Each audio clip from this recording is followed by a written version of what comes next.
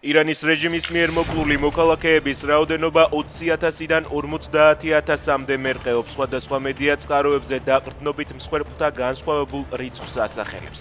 ირანელი ექიმის ცნობით უსაფრთხოების ძალებმა დაჭრილი დემონსტრანტების საავადმყოფოებშიც ჩაცხრილეს.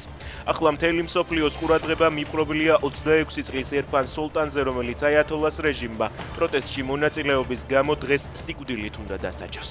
თუ ირანის ხელისუფლება მოქალაქეებს სიკვდილით დასჯის, ამერიკა მკაცრ ზომებს მიიღებს. ტრამპი აიათოლას რეჟიმს ისევ აფრთხილებს.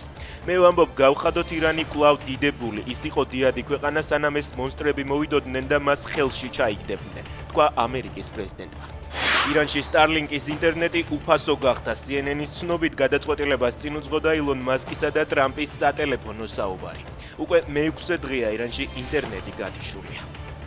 რეგიონული კავშირის გაუმჯობესება, ეკონომიკური სარგებელი, მდგრადი მშვიდობისა და კეთილდღეობის ხელშეწყობა. ვაშინგტონში რუბიო მირზოიანის შეხვედრის შემდეგ ტრამპის მარშრუტის ახალი დეტალები გასაჯაროვდა.